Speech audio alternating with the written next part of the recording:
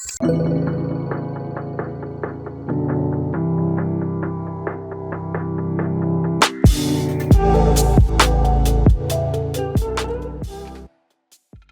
guys, I'm excited today. I have with me Ryan Bush. He's the author of a book called Become Who You Are. And I found this on Instagram. And obviously, it's very similar to the name of my podcast. And I was like, this is great. I checked out the back of it, what it's about, and I thought it was perfect theme to what I'm all about on this podcast. And so I read it, contacted Ryan. He was gracious enough to come on the podcast and to talk about it. So thanks for being here, Ryan. Thanks for having me, Kendall. Happy to be here. Yeah, yeah. So do you want to give us a little background about yourself, who you are, how you came to write this book? Yeah. Absolutely. Yeah, there's a ton of relevant context, so I'll try to not dive too deep into any one part. But, this whole journey started from a few different points. So for one, I was just starting to become fascinated with my own mind and kind of practical philosophy, how to structure your mind for a good life. From a pretty early age, I was kind of becoming obsessed with this stuff when I was a early teenager, and initially that just started as me kind of noting the wisdom I was coming across, taking notes, giving imaginary lectures in my room, and Mm-hmm. and then that grew to reading all these books on ancient philosophy and modern psychology, and just kind of building this inner world around this. And it got to a point where I had so many notes that were just overflowing that I had to put out my first book, which was Designing the Mind: The Principles of Psychotecture. And that book kind of is what drew in my initial audience and enabled me to create a bunch of other things. Um, but I was kind of going through a struggle around the time that I was trying to get that first book published. And it started highlighting a lot of different data points that I had come across and hadn't fully connected. Um, and it was bringing me to a new theory on how happiness works in the mind, or at least one very important, probably the most important type of happiness. And we'll go into different terms for that. But essentially, I was dealing with kind of a mild to moderate depression that I couldn't Mm. fully explain based on my prior frameworks. I had the whole cognitive behavioral therapy thing. I was correcting my mental distortions, and I couldn't quite figure out why I was going through this. And it led me to reflect on these concepts of self-esteem and virtue, right? Because I noticed, well, my environment isn't really reinforcing the things that I pride myself on. I'm kind of going into work each day and feeling like I'm not really good at these things I always thought I was.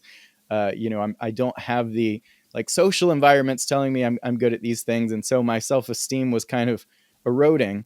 And along with that, like clockwork, it led to this set of coordinated responses in the body that we call clinical depression, or at least, Mm. luckily not too severe. But it lasted for about a year, and then um, my situation changed, my view of myself changed, and in a very short period of time, I went from that kind of low point to one of the high points in my life. And I wanted to bring all this together uh, into this theory that I call virtue self-signaling theory, and sort of present it and defend it from a lot of different angles: the evolutionary angles, the clinical angles, the ancient philosophical angles, and my personal experience and anecdotes. And that's what I've tried to do and Become Who You Are. Yeah, yeah, that's great. I was talking to you a little bit beforehand. A lot of times on my podcasts, I'll talk about spirituality, and you come at this from a philosophical and clinical and then evolutionary perspective. I'm just curious. Do you come from like a background of a certain belief system? Yeah, so I grew up in kind of the Christian belief system, or at least I was sort of raised vaguely Christian, and then became very Christian when I went to a Christian school for several years, and then kind of turned away from that and distance and adopt a more sort of secular worldview, which is what I've had for a decade and a half now, largely. So that's kind of my background in terms of that, and so there are probably some connections there. I know this concept of virtue is big in a number of different religions and Mhm. traditions. So there's all that. Yeah, yeah, definitely. I just love how you talk about the evolution and the psyche and the connection there and how that affects all of that. Because I think so much when we're talking about virtue and these topics, we're coming at it from a religious or spiritual perspective, which I think are involved. But I think the evolutionary and the psyche, all that is involved as well. So I think you flesh that out a lot more than I've seen in other places. So I appreciate that. Yeah, most of these spaces, even most of psychology, I find, is not in the habit of asking why is it that way from a functional standpoint. Because when you Mm, study evolutionary psychology, you start thinking in these terms. You start realizing, oh, all these things that we see across cultures in the human mind and the human experience, um, there's there's got to be a reason. There's got to be some functional explanation for why it's there, why it was good for our genes, for that mm, mechanism to be in our brain, and all of our emotions. All of these different biases and habits. These can all be explained in these terms. And when I read a lot of spiritual work, in particular, where they're talking about like these different modes of the brain and the higher self, I always have to ask, okay, but how does this fit into an actual framework? Like, why is it that way? And even going back mm, to some of my philosophical inspirations, like the Stoics, there are a lot of mm. modern Stoics who will defend, to the grave that like there are these four virtues and that's what determines happiness. And I'm like, well, I do see a lot of that being true, but like, why is our brain wired that way? Why would our happiness be linked to our virtue in the way that these very wise thinkers have suggested it is? And we now have, I think, enough evidence to at least propose an answer to that question for why. Yeah, yeah, definitely. I think it kind of is like the chicken or the egg conversation. Some people be like, well, God made it this way. But, I think that the evolutionary perspective helps you get a little more grounded and concrete and a little more step by step. And, you know, I was also making notes, and we'll get to this more later. But in my own words, you kind of talked about like narcissism, also like shame, and then also like bypassing. And I think that that this conversation, that your perspective helps kind of navigate those tendencies that people fall into. So you get more grounded, so you can hopefully not fall into that. But yeah, we'll get into it more. Um, yeah, so I guess we kind of talked about what this book is about. What does the title mean to you?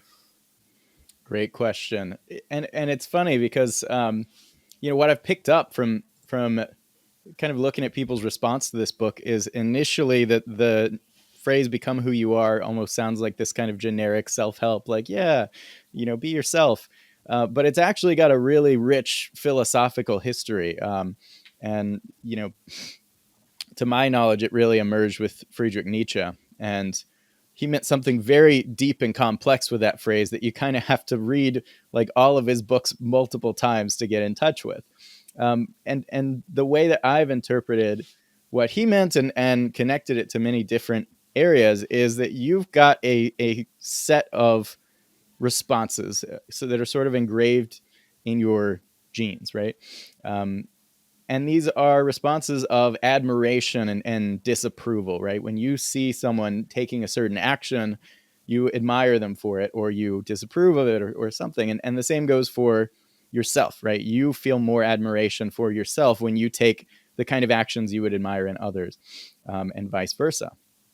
And um, and Nietzsche talked a lot about this idea that we have this sort of core self, and we have to sort of take these deep intuitions that sometimes may be contrary to what we think of as moral or virtuous, as a culture, and we have to carve out our behaviors and our character such that we come to embody that core of values inside of us. And that requires this process of inquiring and figuring out, what are those values? What do I admire most? How does that sort of priority list, all rank? And then in some cases, he even argues, like, if you have a virtue, it's your virtue and yours alone. And so it's almost like you have this really unique fingerprint of values and virtues. And what it's all about is learning how to become that self. You've got this inner core self, and then you've got the actual outer behavior self, and getting those to line up gradually throughout your life is sort of this core task of achieving the greatest well-being and self-approval, which I think are deeply linked. And so that's what Nietzsche said: "You shall become who you are." And that's what I've interpreted essentially his words to mean. Yeah, that's great. I love that. It's funny because I didn't even know that Nietzsche kind of coined this term when I came up with the title. But I think I've picked up this general principle from studying different people and my own journey as well. Um, I'll tell you a little bit kind of my framework, how I came to my idea for the podcast name. And growing up Christian, one tenet that certain Christians really emphasize is original sin, and that's kind of this idea that we're humans are sinful at the core. And just on my journey, I began to believe and understand how much shame that brings, and how much like distrust of yourself and your body, and disconnection, and giving your power away, and kind of abandoning yourself, and ultimately I think abandoning God in a sense. And so uh, you know if looking at it from a Christian perspective again, when God created the world in the Bible, He created everything and said it was good. And so, my kind of framework is that in the core of ourselves, we are good. And so, if we connect with that, we can, um, again, like you said, become who we are. And there's those virtues, those values within us, and we can cultivate those and take the journey. And it's not that we just arrive, but we can continue to take the journey and blossom those. Yeah. And yeah, trust our body and everything, and our intuition and stuff like that. Um, but obviously there is these things that are not functioning the best inside of us. So we have to the ego. We have to take apart or examine that. And you talk about the ego later, so it'll be interesting to get into that later on. But yeah, I think a lot of your ideas and my ideas coincide, and we just have different ways we came to that conclusion. But the only gripe I have about your book is you didn't talk about Carl Jung. Yeah. Well, so first, yeah, what you're talking about is a big part of Nietzsche's critique of Christianity, and the culture he saw Hmm. it creating around him. It's kind of this aggrandizement of shame, and feeling Mm. bad for your inherent flaws, and also over the suffering of other people, and kind of lifting up what's negative instead of what's positive, right? And Hmm. he was all about saying, well, we should be focused on cultivating positive virtues, not feeling bad about our vices, Mm. and about other Right. people's misfortunes. And Hmm. I agree with that. I say early on in the book, like, I will only mention vice a few times. I'll mention virtue a million times in this book, because I Mm. think it's not motivating to be good, to believe you're bad. Hmm. It doesn't fuel Yeah. you to help the world become better, to just sort of stew in your guilt and depression, and Right. feel negative. So it's very It can fuel you positively. for like a short time, but Yeah, it quickly burns out and leads to fight or flight or freeze. exactly. It's not a very sustainable kind of motivation. And Yeah. in terms of Carl Jung, to be honest, I every time I've tried to get in, and to incorporate his ideas into my work, it's I kind of end up asking that same question that I mentioned before, of like, okay, why are you saying this? Like, Mm. you're Right. saying all these archetypes and dreams and all these different Mm. things are true, but I'm still looking for what led you to that conclusion. It doesn't have to be like Mm. modern science, but it always seems to me like, well, yeah, that's one way to make sense of all this noise and group it, but I could think Mm, of, a dozen other ways. And so right. I haven't yet been able to like make sense of and integrate Okay, Jung. yeah, that's fair. I think that different people will come to the same conclusion, but they have different paths, and depending on who we are and our background and the way our mind works, um, what makes sense to us and how we get to there is different, and that's okay as well. And so it's like you find who resonates with you and who helps you grow, and that's okay. Yeah. Awesome. So yeah, in the first chapter, you talk about the good life, and you kind of use like graph way to make sense of that. So do you want to kind of go into that? Yeah, I've sort of developed a way to talk about this verbally, even though it's largely a visual concept. Hmm. But if you imagine there's a chessboard sitting on the table in front of you, you've got an x-axis left and right, and you've got a y-axis sort of closer to you and further away. And so this is sort of here to represent. Well, the x-axis represents pleasure and pain in our life. So further to the right means we're experiencing more pleasure in the moment, and further to the left means less pleasure or more pain, discomfort, right? And then you've got this y-axis, which is loss and gain. And so this is a little more of a long-term consideration. This is your money, your house, your possessions, right? Or things you lose, right? Um, and what I argue is that this two-dimensional chessboard is how most of us sort of navigate our lives by default. We're trying to maximize pleasure. We're trying to maximize gain. We sort of switch back and forth between that short term and that long term consideration.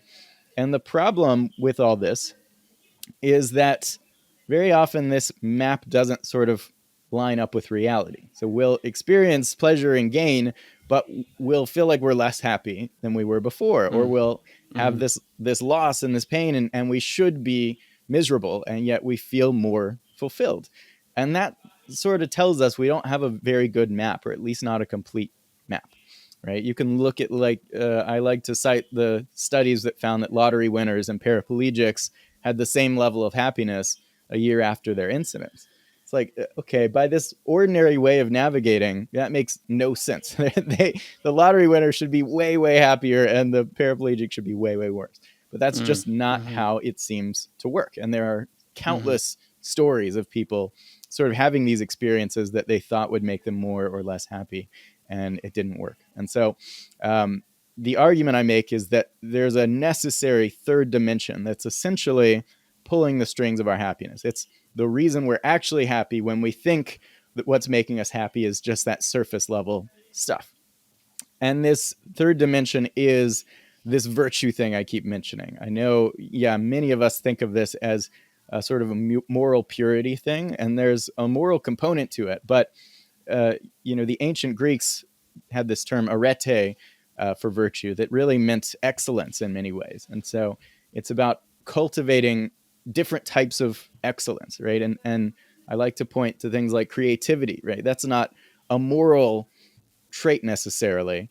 And yet, I think it's a big part of this virtue thing, right? For me personally, I've creativity has always been a big part of my identity. So if I Mm-hmm. don't feel like I'm creative, if I don't have an outlet in my life for bringing that creativity out, I'm going to start to suffer. And the idea is not that our circumstances are irrelevant. The X and Y dimensions have a place, but it's mostly for positioning us so that we can get to higher on the Z axis, right? And so if you imagine there's mountains and valleys coming out of that chessboard, that's Mm-hmm. the real game we're playing, whether we realize it or not. We're moving up and down on these mountains and valleys, thinking that what's going to make us happy is the job with the higher salary or the more pleasure we're experiencing, and actually, those are sort of just helping or hurting to position us in this third dimension that really matters. Mm. Yeah, yeah, absolutely. I resonate with all that. Yeah, if I had to like simplify, I would say like kind of secular culture. I feel like really focuses on the gain and the pleasure, and like maybe religious more on the virtue. But um, obviously, like you said, the pain of pleasure and gain alone is not a full indication of brings happiness. And then with religion, with virtue, a lot of times it's again into this moral way, and the very rigid and set on it being a certain way, and interpreting for you what that means in your life, and kind of this broad overview that doesn't necessarily fit in individual lives. And so, again, we have to take that journey. I think, part of maturity is not just believing what your parents or culture or everything else says you should believe, but as you mature and grow up into an adult, what do I actually believe? What do I actually think? What makes sense based on my experiences in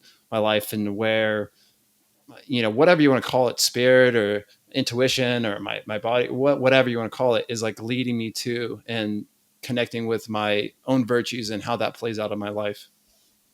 Yeah, I've always argued, as someone who kind of grew up with a religious background, that a lot of secular society throws out the baby with the bathwater in terms of religion. Hmm. There is so much depth that comes along with that, so many psychological functions that it serves, and yeah, I agree. Many of these sort of religions do point much more to this third dimension than secular society that tells us, you want to get as many followers and as much money and and all these things, and then it doesn't really work. It doesn't lead you to the kind of deep happiness that you're looking for.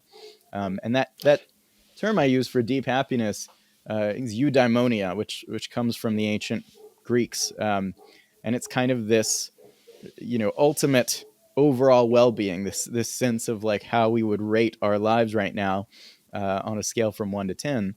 And I find that pretty much always in my life and many other people's lives that I've talked to, that number, that rating of overall happiness corresponds pretty much perfectly to how much virtue you see in yourself, right? And so Hmm. how much you are currently able to bring out and see evidence of your greatest strengths, that's about how happy you are. I don't know if that lines up with your experience too, but I can go through every period of my life and be like, yeah, it makes sense that that was a low point. It makes sense that that was a high point because I was or I wasn't able to bring out and see evidence of all these things that I admire about myself. Yeah, absolutely. I think, when I was younger, I had all this, like, I use an example, I, in my 20s, I was like, okay, I'll be like my parents. I'll get married in my 20s, get a job, and I'll be happy, my goals. And then it didn't happen. And I was very disappointed and sad and all those things. And I had to readjust my perspective.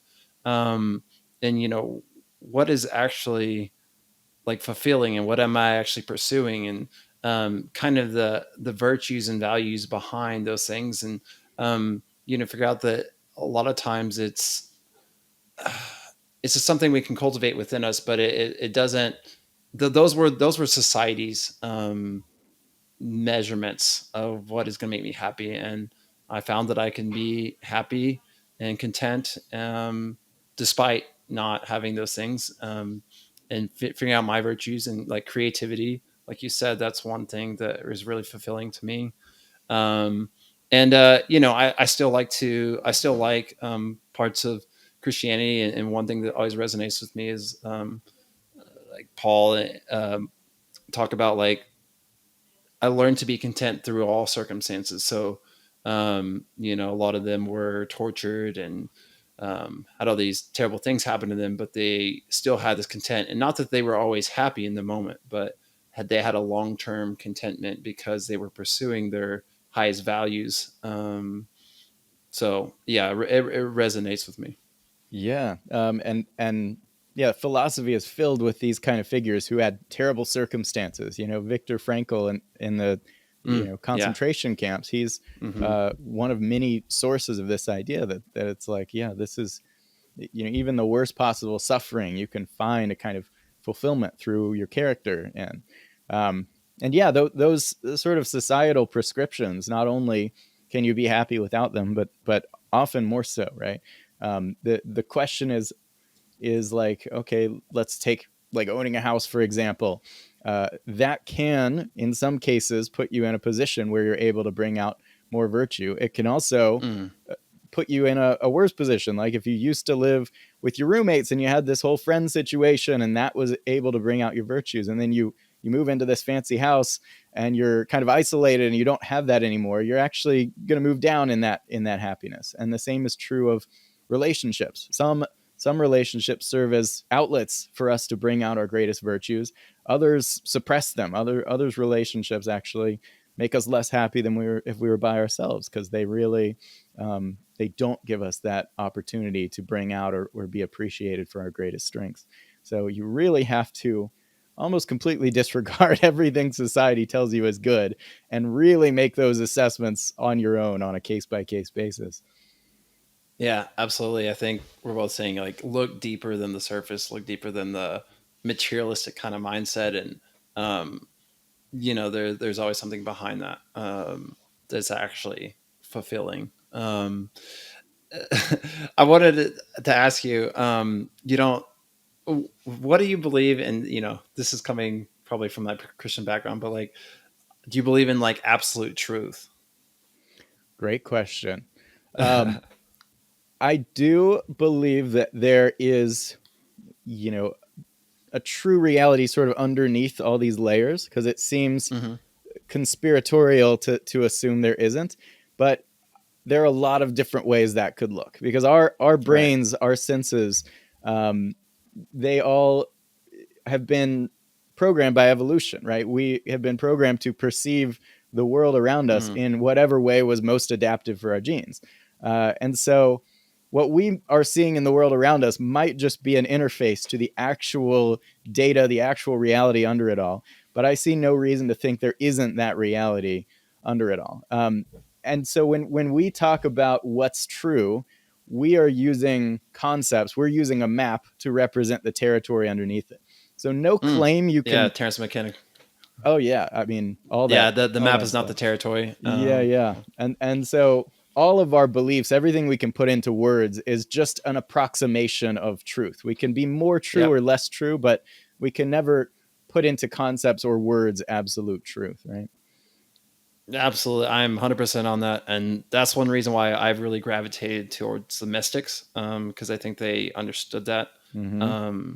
based on their experience. And I'm going blank about the guy right now, but he's a cognitive psychologist. But he talks about how like our five senses only see approximation of reality, and I think it's obviously something you'll appreciate in the way of using science to back up what the mystics and meditators and gurus like said based on their experiential um experiences meditating and stuff, and experiences with the divine, whatever, that it helped them see that our five senses are just a symbolic representation of reality, and so it helps us not be too dogmatic about the literal interpretation and way we see reality. And so, not that there isn't absolute truth, but um, it's only an approximation when we use logic and words and things like that. So it helps us be more open.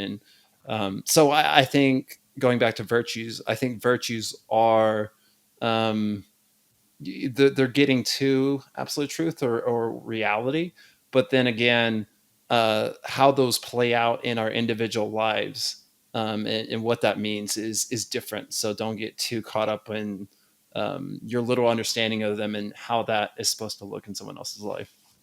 Yeah, well, a couple things. One, you might be thinking of Donald Hoffman, who wrote The Case Against Donald Reality. Hoffman, that's the guy. Yeah. Yeah, super interesting argument.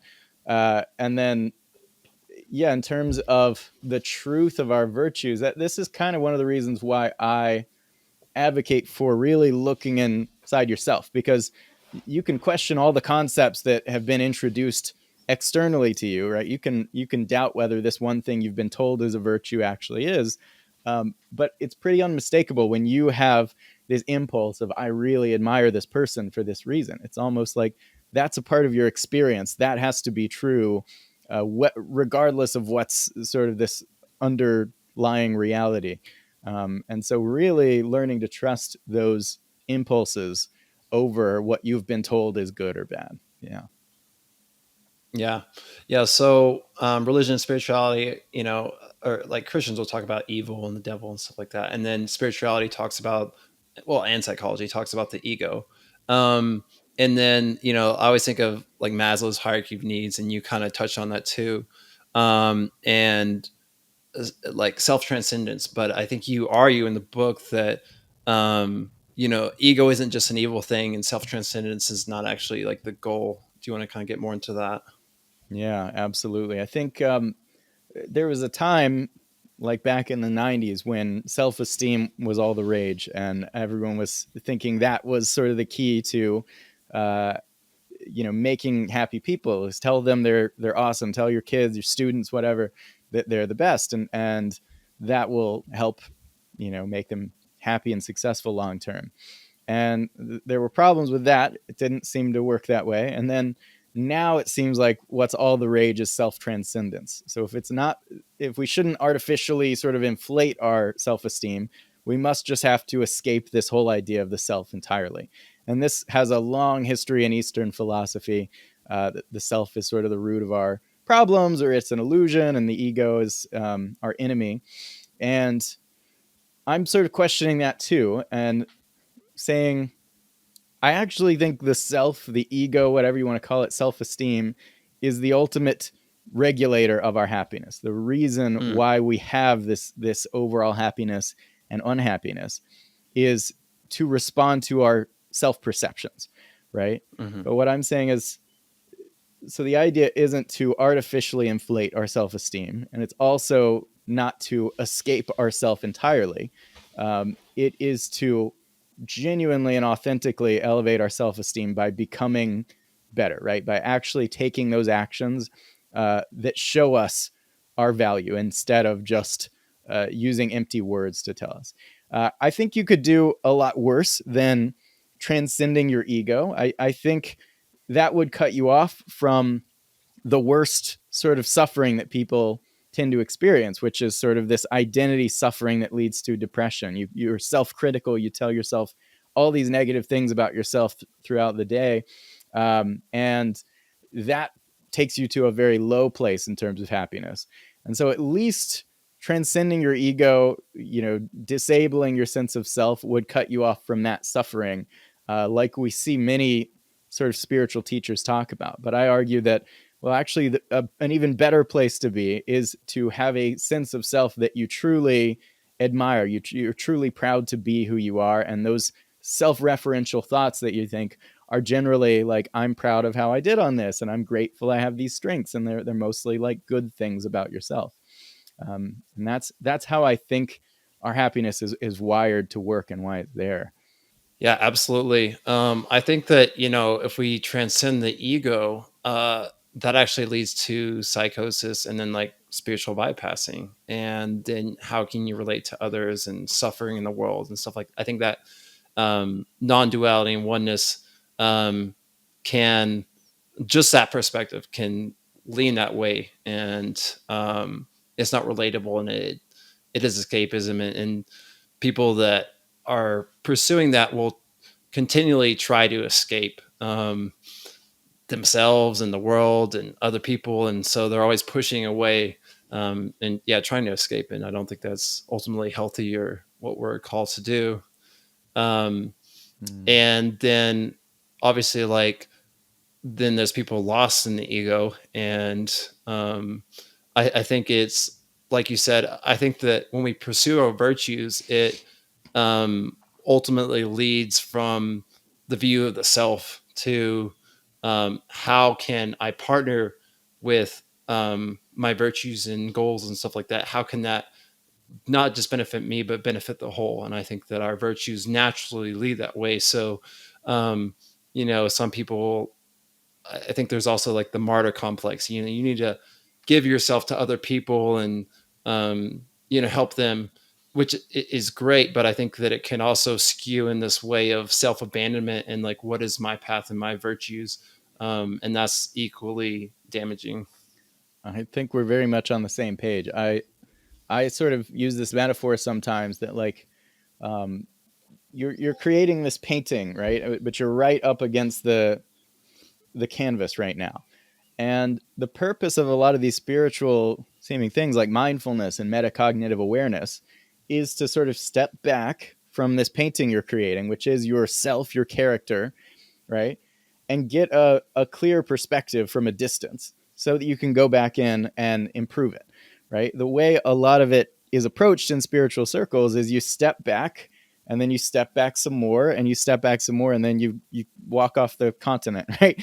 The idea, I think, is not to use mindfulness and metacognition to escape yourself, but to step back so that you can get a Mm. perspective to build a better self. And then Right. I Right. absolutely think you're right about the like altruism and giving back too. I think that when you pursue your self actualization and to cultivate your virtues, those virtues are really wired towards social contribution, right? They're really built to give to others. So when you work on improving yourself and exercising your greatest strengths, you're naturally inclined to serve others.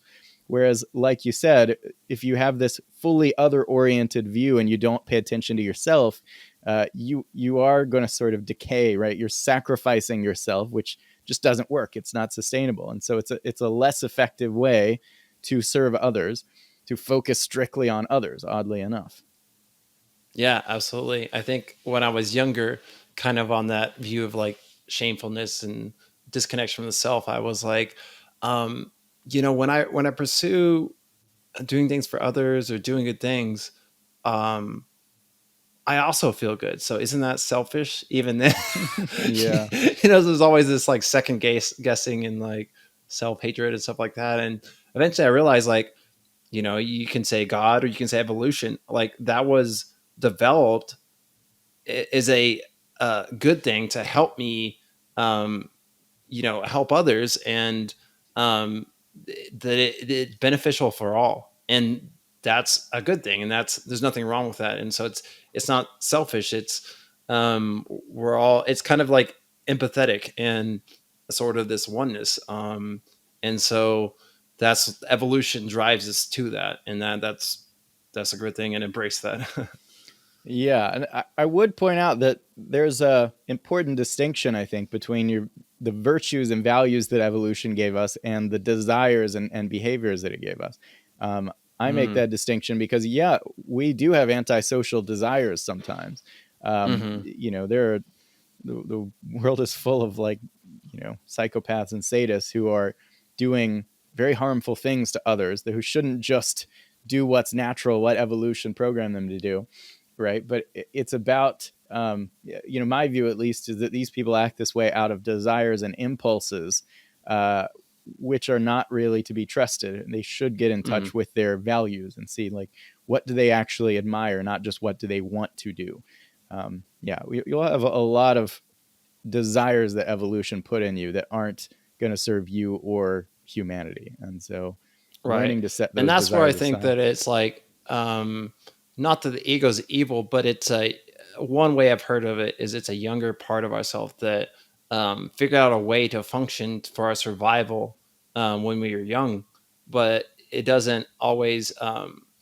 It's not always evolving with us into what is functional now and what is helpful now, and so we have to continue to grow and be like, I'm safe now, and then um, that we still have to have boundaries and be like, I'm not all of who am, and so I can't handle everything, so I need to take this slow and take steps, like for example, if someone is projecting and being narcissistic towards us or something like that, if I was like, oh, I want to be virtuous, then I can just be like, that's their projection, and that's okay, and I can be loving, and but I'm still on the journey, so I can handle some of that, but at some point I'll be like, okay, I need to like step away or say something or whatever and set a boundary here because I'm still in the process.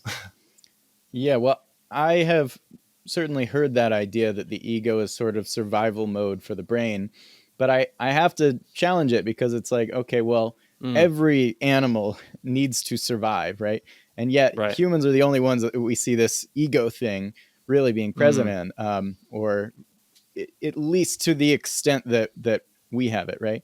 And so to me it doesn't seem like a survival thing. To me it seems like a social sexual selection thing, which is the ego is a mechanism for improving our social standing, our mating prospects, from an evolutionary standpoint. And so when I see narcissists, when I see people who have this kind of immature self-focus, to me that seems like a Mm, bad ego, a poorly designed identity, and one that's not going to serve them long term. It's not fulfilling, and it's not serving others. So I would mm, say no. It's not that that ego was there to help you survive. It's that you need to restructure your identity. You need to build it in a more robust, less fragile way, a way that depends mm, less on creating illusions to maintain this idea yeah. that you're great at everything when you clearly aren't, and more on actually corresponding to your true strengths and being honest with Mm. yourself about them. Yeah. Okay. I like that. Let me restructure how I said that. Sure. Maybe the ego is it like when it's dysfunctioning. It's obviously it's not helping us survive and interact with others in society well. Yeah. But it's more about um, our our way of understanding, our perspective, and it's like, oh, if there's something wrong with me, I was brought up I had a lot of shame growing up, and so um, it's hard to face what's wrong because there's so much shame and just not a clear way of understanding how to um, forgive and work with that and improve. And so it makes you want to escape. And so the ego's like, don't see that, don't look at that, Mm-hmm. because that just brings up all that shame that you have. Instead of being like, how can you work on that with your virtues and then become functional member of society that interacts with others and can handle criticism and then also projection and not take that and be buried in that shame and be stuck again. And so it's about learning to operate within yourself in a healthy way, so that your ego can become healthy and you see yourself clearly and know how to work with that. Yeah, is that a better way of saying it now? Yeah, that makes sense. I think I agree with that. Yeah. So I guess one question I had, and maybe we've kind of already answered, is so you think that our innate virtues and our own unique individual paths ultimately work out to function in a way that helps the whole. And so it's not, because I think that a lot of religious people would question that and being like, you're just believing your own truth. Um, and ultimately it's narcissistic and selfish and you're hurting and yeah. Yeah, I think it's generally sort of humanity serving that we cultivate and exercise our virtues. I will say, like, I think modern challenges and just the complexity of the globalized world, I don't think our intuitions are were necessarily built to handle that. And Mm, so just everyone going around being virtuous might not solve all these complex global problems that we see today on it on their own. And so I do think there's a place for developing better ways to think about systems that aren't necessarily just about virtue, but it's about like complex problem solving. So yeah, I don't know that virtue will save humanity from mm, existential risk, but I do think mm. on a community level, yeah, our virtues, leaning into those and cultivating them is going to serve others more than it, harms. Absolutely. Yeah, for sure. I'm always interested in the kind of like spiritual versus social justice kind of perspective and the change from within versus systematic change and how much uh, we try to push for things, I guess.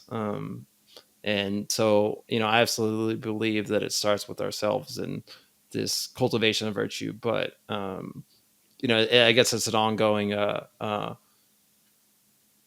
understanding and exploration I have of when is it okay, what is the right action to push for change and social justice type of action. But I think that's a different conversation, but it's definitely like a part of this whole conversation and journey. Yeah, yeah, I think so. I think you talked about self-esteem and then depression. You want to kind of go more into those two things? Yeah.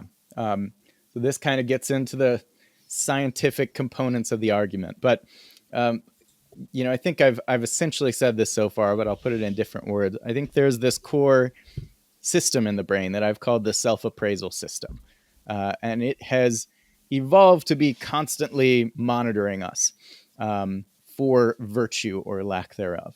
Right? I think we see this in the default mode network of the brain, which is the sort of network in our brain that's always active when we're not engaged in another task, and it's been closely tied to self-referential thoughts and social planning and moral evaluation, all these things that essentially center around the self and virtue. And what I argue that is kind of one of the, I think, more novel parts of the argument is that this system is really there to produce a set of emotions that will create adaptive behaviors given that context. So, in other words, if I perceive that I am highly approvable, I'm admirable, I'm respectable, people are going to approve of my strengths, right? That creates a program in the brain where it says, okay, we've got an opportunity to harness this, to capitalize on it. And so that's, we want you to be in a mood that's going to make you want to go out there, put yourself out there, and connect with a lot of people, share your strengths, um, and become sort of socially um, outgoing and yeah. So it's sort of there to produce these adaptive behaviors in that state. On the other hand, if you're at the other end, you don't approve of yourself, you are not seeing evidence of the things you admire in your own behavior, that's going to set off a different chain of internal events. That's going to produce a state where you don't feel great. You don't want to put yourself out there. You become socially risk averse and withdraw, right? And this is what we see in depression, right? And it just so happens that when you look at these neurochemicals that are associated with these different states. Like serotonin is the best known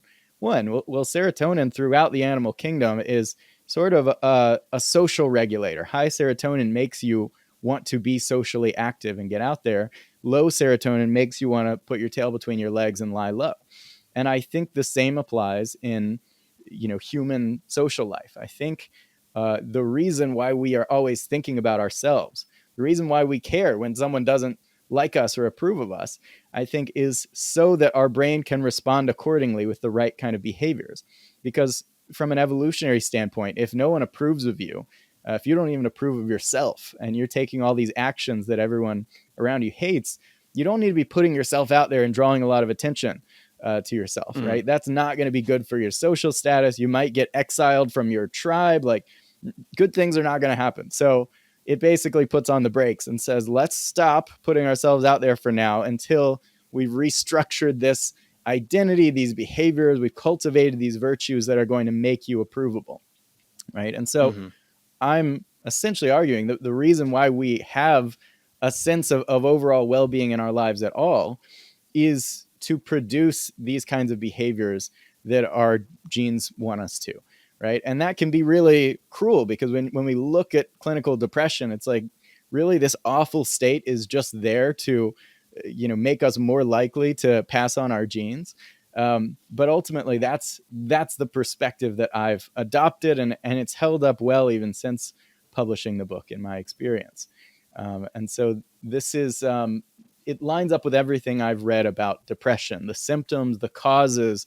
Some people have argued that depression and low self-esteem go together because depression is just this chemical imbalance that has the symptom of low self-esteem and self-criticism. And I don't see nearly as much evidence for that as that self-esteem is the initial trigger. Low self-esteem is like a Mm. low, the gas light turning on when you've got a low fuel gauge, right? And depression is that light saying you need to stop. You can't just keep doing this. Essentially, yeah. Go ahead. Yeah, yeah, I think that's all great. They're definitely like signals to us for us to examine ourselves, and um, you know, we low self esteem and then depression is saying, hey, don't put yourself out there so much. There's things for you to look at.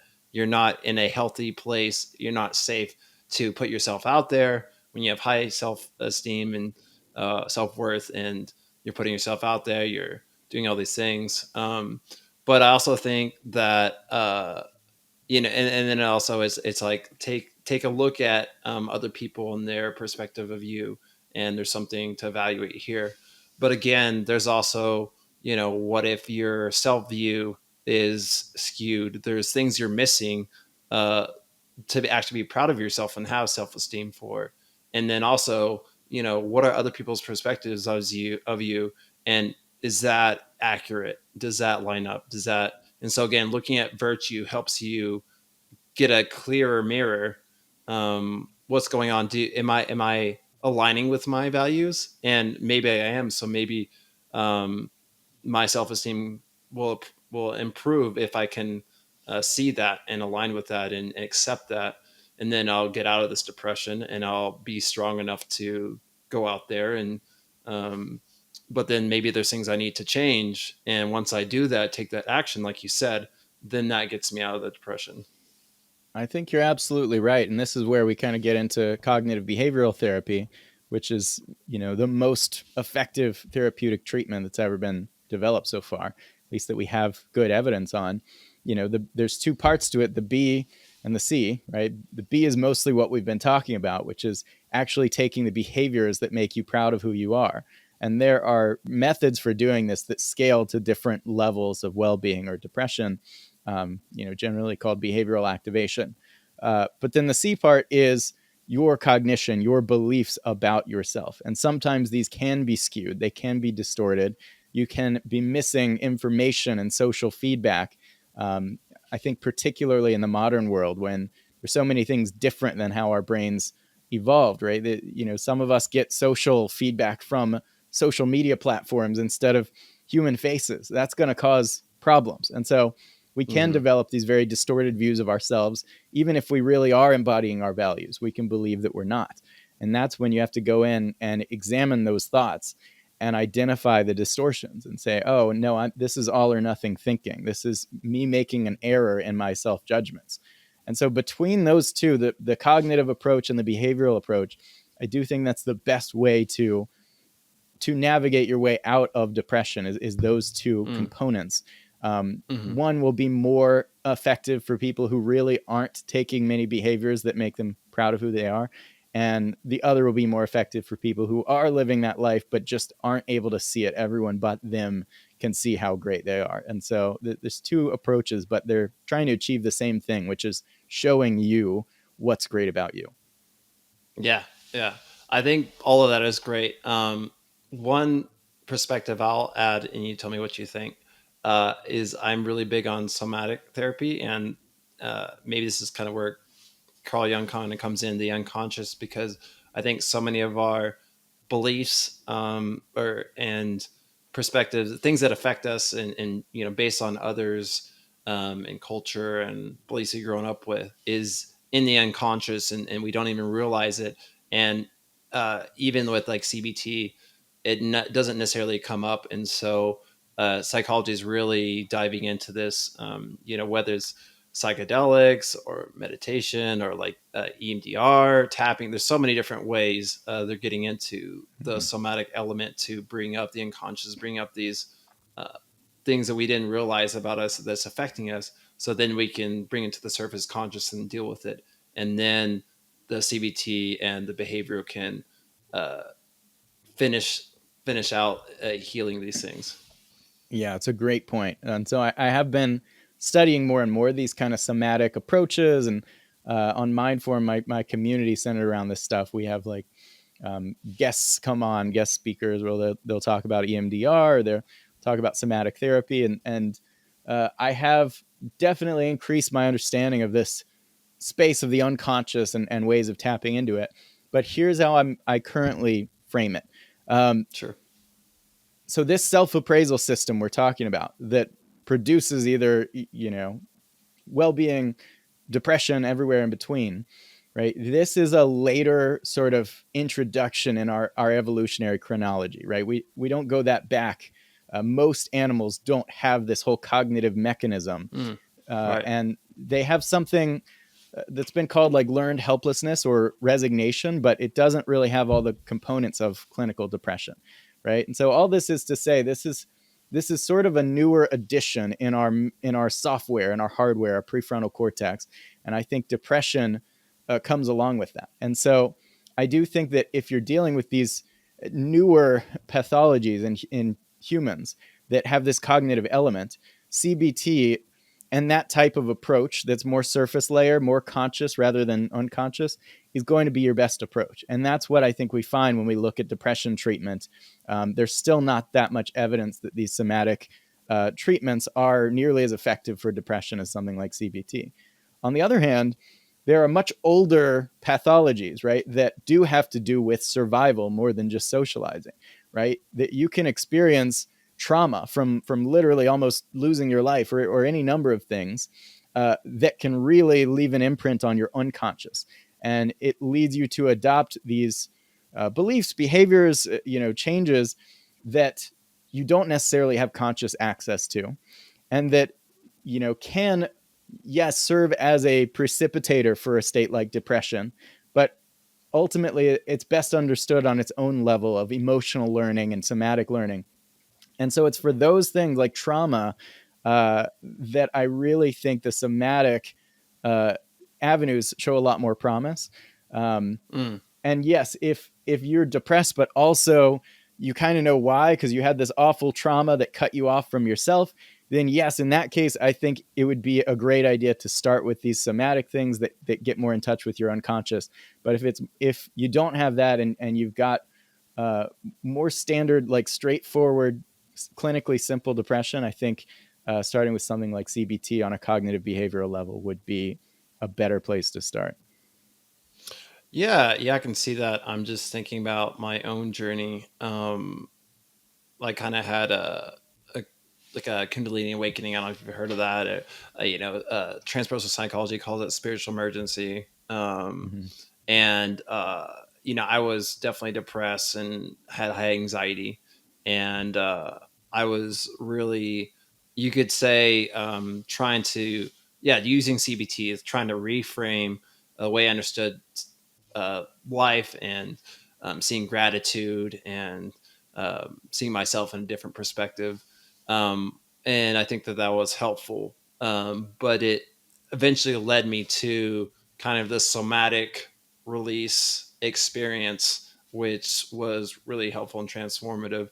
But in the same time, I think a lot of times that happens, it releases more of the trauma that's stored, and you have to deal with that. Mm. And so it's a nuance thing. But what you're saying, I think, resonates with me, that the CBT type intervention um, is a first line, and then that can lead to deeper somatic uh, elements that deal with the deep trauma, which um, may be contributing to the depression in the first place. Yeah, and that's great that helps so much for you. That's awesome. I guess I would say too, sometimes just looking at CBT and going straight to the cognitive, like distortions and stuff. They say the best. There's some quote in the book about how if you want to know what you're worth, do your duty and then you'll know. Mm, Thoughts alone won't show you. And so I think the behavioral realm and generally like restructuring your identity can be a more effective way for a lot of people than just identifying and correcting flawed thoughts. For me, mm, I got depressed. I had kind of an identity crisis that led me to get depressed for that 1 year. And I think partly shifting my identity was needed, also partly shifting my circumstances. So I had an ability to show myself who I was. mm, I think that was all mm, crucial. But this is where I think what I'm arguing builds on the CBT framework, because there's a lot of context left out when you don't understand that evolutionary origin for these mechanisms, right? mm. If you just Right. practice the steps in CBT, it may not be as effective as understanding that virtue is kind of at the core of all of it, and our Mm, yeah. self-regard. That's really what it's Hmm. all about if it's depression we're talking Hmm. about, and low self-esteem. Yeah. Well, you were talking, earlier about self transcendence and that being a tool to step back and look at yourself. We could even see depression as a negative way for that same mechanism to step back and look at ourselves and be like, okay, this is a signal pointing to me that this isn't the identity I want, or this isn't the perspective I want. So what are we going to do about it? Instead Yeah. of just being like, oh, I'm in a hole. Oh, this depression, there's something wrong with me. How do we fix the depression? It's like, no, the depression is a signal. So that's not the core of it. So can we look at ourselves and our identity and then shift that in whatever way we need to get out of it? I absolutely think that's a part of the function of depression. And it's not really well understood that depression would have a function in the first place.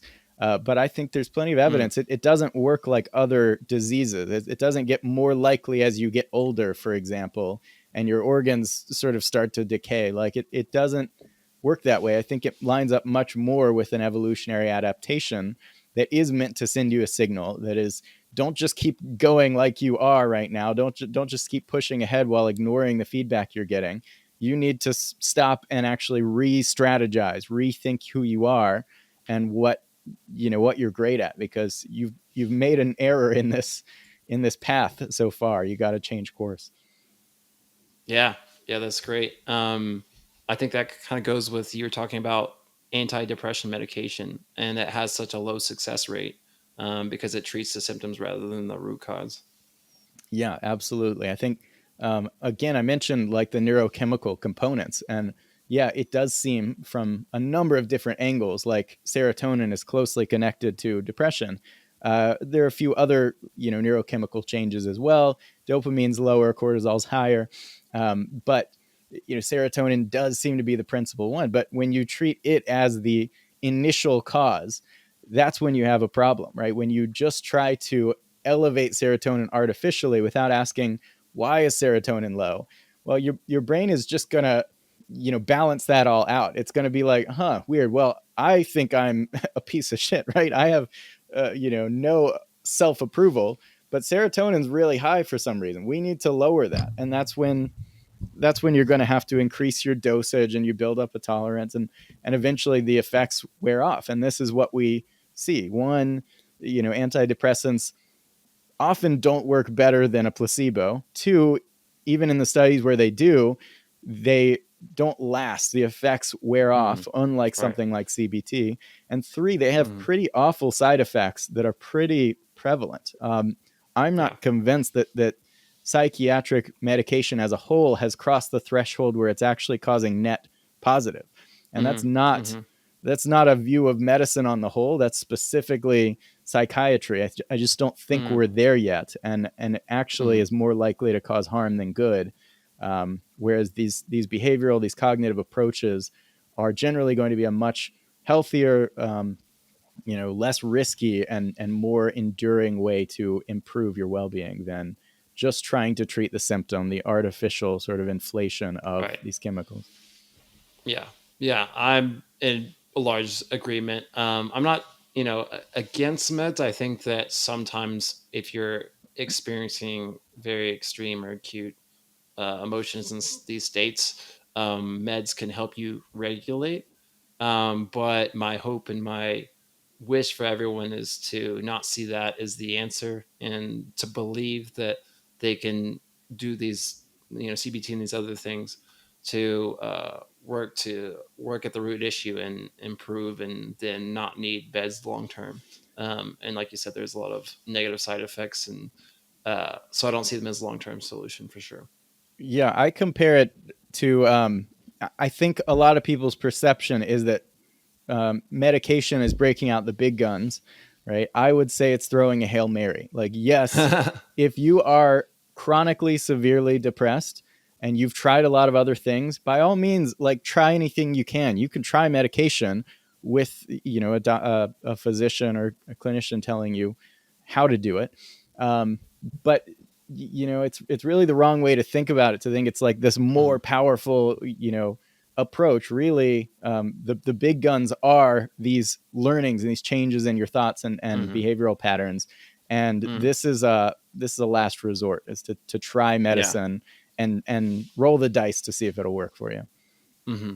Yeah, and I'll also say on the flip side that these different somatic interventions, meditation or psychedelics or whatever, um, absolutely can be amazing and helpful. But they're also not like a pill that solves it. You also have to do the integration work afterwards, and people do have the danger of just going back to these things over and over again.